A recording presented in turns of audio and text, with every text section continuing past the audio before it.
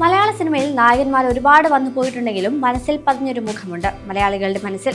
പകരം വെക്കാനില്ലാത്ത അഭിനയത്തിന്റെയും ആക്ഷന്റെയും ചക്രവർത്തി ജയൻ. 1970കളിലെ കേരളത്തിന്റെ സാംസ്കാരിക ചിഹ്നമാണ് ജയൻ. ഏകദേശം 120ലധികം മലയാള ചിത്രങ്ങളിൽ അദ്ദേഹം അതുല്യ വേഷങ്ങൾ അവതരിപ്പിച്ചു. തന്റെ സിനിമാ ജീവിതകാലത്ത് അദ്ദേഹം പ്രധാനമായും ഒരു ആക്ഷൻ താരമായാണ് അറിയപ്പെട്ടിരുന്നെങ്കിലും ഏതാനും ചിത്രങ്ങളിൽ സ്വഭാവ വേഷങ്ങളിലും പ്രത്യക്ഷപ്പെട്ടിരുന്നു. പുരുഷഭാവത്തിന്റെയും അതുല്യമായ അഭിനയ ശൈലിയുടെയും പേരിലാണ് അദ്ദേഹം കൂടുതലായി അറിയപ്പെടുന്നത്. അതിസങ്കീർണമായ സാഹസിക രംഗങ്ങളിൽ അവയുടെ അപകട സ്വഭാവം ഗൗനിക്കാതെ തന്മയത്വമായ പ്രകടനം കാഴ്ചവെക്കുന്നതിലായിരുന്നു പ്രധാനമായും അദ്ദേഹത്തിന്റെ മികവ്. എന്നാൽ അത് അധികകാലം നീണ്ടുനിന്നില്ല. കൊടുമുടിയുടെ ഉയരങ്ങളിൽ നിൽക്കുമ്പോഴാണ് എല്ലാം താഴേക്ക് വീണത്. വെറും 6 വർഷത്തെ സിനിമാ ജീവിതം. സിനിമയെ വെല്ലുന്നതായിരുന്നു ജയന്റെ ജീവിതവും മരണവുമെല്ലാം. 1980 നവംബർ 16-ന്, അതും ഒരു ഞായറാഴ്ചയായിരുന്നു. മദ്രാസിൽ ഞായറാഴ്ചയുടെ ആലസ്യങ്ങളിലേക്ക് വെളിച്ചം വീഴുമ്പോഴേക്കും മഴ ഒടുങ്ങിയിട്ടുണ്ടായിരുന്നില്ല. ഒടുവിൽ രാവിലെ 9 മണിയോടെ മഴ നിന്നു. അരമണിക്കൂറിനകം വെയിലും വന്നു. അതുവരെ അനിശ്ചിതത്വത്തിലായിരുന്ന ക്ലൈമാക്സ് ഷൂട്ടിംഗ് നടത്താമെന്ന് തന്നെ തീരുമാനിച്ചു. ഹോട്ടൽ പാൻഗ്രോവിൽ നിന്ന് സിനിമാ സംഘം പുറപ്പെട്ടു. ഷോളവാരത്തെ ലൊക്കേഷനിലേക്ക്. അതായിരുന്നു നടൻ ജയന്റെ ഷൂട്ടിംഗ് ലൊക്കേഷനിലേക്കുള്ള അവസാന യാത്ര. 2ാം ലോക മഹായുദ്ധകാലത്ത് വാർ ഗ്രൗണ്ടായി ഉപയോഗിച്ചിരുന്ന ഷോളവാരത്തെ എയർ ഗ്രൗണ്ടിലായിരുന്നു കോളിളക്കത്തിന്റെ ക്ലൈമാക്സ് ചിത്രീകരണം നിശ്ചയിച്ചിരുന്നത്. നടൻ സുകുമാരൻ ഓടിക്കുന്ന ബൈക്കിന് പിന്നിൽ നിന്ന് ജയൻ ഹെലികോപ്റ്ററിൽ എത്തിപ്പിടിക്കുന്ന രംഗം. ആദ്യ ടേക്ക് തന്നെ ഓക്കെ ആയെങ്കിലും ജയന്റെ ആവശ്യപ്രകാരം 2ാമതൊരു ടേക്കിന് കൂടി മുതിർന്നു സംവിധായകൻ PN സുന്ദരം. റീടേക്കിൽ ഹെലികോപ്റ്ററിന്റെ ലാൻഡിംഗ് ലെഗിൽ പിടിച്ച് കയറുമ്പോൾ നിയന്ത്രണം വിട്ടു. താഴേക്ക് പതിച്ച ഹെലികോപ്റ്ററിന്റെ പങ്ക് ജയന്റെ തലയിലിടിച്ചു. നേരെ ആശുപത്രിയിലേക്ക്. മഴ കാരണം തടസ്സമുണ്ടായ വഴികളിലൂടെ ഏറെ വൈകി ആശുപത്രിയിൽ. തിരക്കഥയുടെ ക്ലൈമാക്സിലെ വിധിയുടെ തിരുത്ത് അംഗീകരിച്ച് ജയൻ മടങ്ങിപ്പോയിരുന്നു. ജീവിതത്തിൽ റീടേക്കുകളില്ല. സഹപ്രവർത്തകർക്കും മലയാളികൾക്കും ഒരിക്കലും അംഗീകരിക്കാൻ കഴിയാത്ത നടുക്കത്തിന്റെ മണിക്കൂറുകളായിരുന്നു പിന്നീട് അങ്ങോട്ട്. സിനിമയെ പ്രണയിച്ച തലമുറകളുടെ മനസ്സിലേക്കൊരു ഹെലികോപ്റ്ററിന്റെ ശബ്ദം ഉൾക്കിടിലത്തോടെ ഇരമ്പിയാർത്തെത്തുകയാണ് നവംബറിൽ. മലയാള സിനിമയിൽ അഭിനയത്തിന്റെ അനുപല്ലവി ഇടറി ജയൻ വിടവാങ്ങിയിട്ട് 45 വർഷം തികയുന്നു. 1974-ൽ ശാപമോക്ഷം എന്ന JC ചിത്രത്തിലൂടെയാണ് ജയൻ ചലച്ചിത്ര ലോകത്ത് അരങ്ങേറ്റം കുറിച്ചത്. പിന്നീട് ചെറിയ വേഷങ്ങൾ ജയന് ലഭിച്ചു തുടങ്ങി.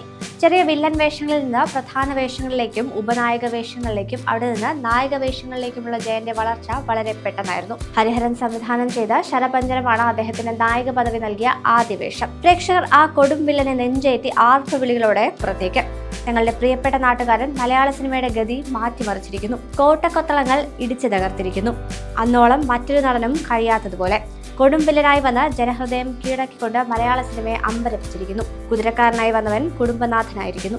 ജനം കൃഷ്ണൻ നായർക്ക് ജയൻ ആവേശത്തോടെ മുദ്രാവാക്യങ്ങൾ ഉയർന്നു, ആശംസകൾ നേർന്നു.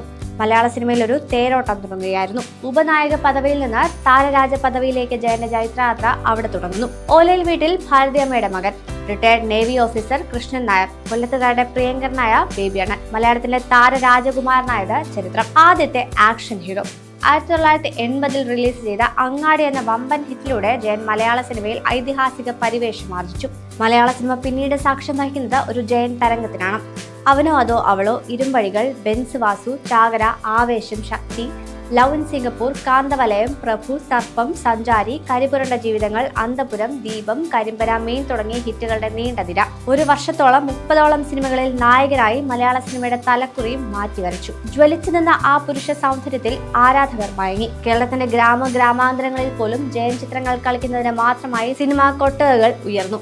സാഹസികതയിൽ നിന്ന് അതിസാഹസികതയിലേക്ക് ഒരു വിട്ടുവീഴ്ചയ്ക്കും തയ്യാറാകാതെ തന്റെ ജീവിതം പൂർണ്ണമായും അദ്ദേഹം മലയാള സിനിമയ്ക്ക് സമർപ്പിക്കുകയും ചെയ്തു. മലയാള സിനിമാ വ്യവസായത്തിന്റെ കുതിപ്പിന് ഈ കൊല്ലത്തുകാരൻ നൽകിയ സംഭാവനകൾ ചരിത്രത്തിന്റെ സുവർണ താളുകളിൽ ഇപ്പോഴും മായാതെ കിടക്കുന്നു. 1980 നവംബർ 16 മഞ്ഞു പെയ്ത് വിറങ്ങിച്ച ആ തണുത്ത രാത്രിയിൽ മലയാള സിനിമയിലെ ജനയുഗം എരിഞ്ഞടങ്ങി. ആരാധക ലക്ഷങ്ങളെ അനാഥമാക്കി ആ ദീപം അണഞ്ഞു.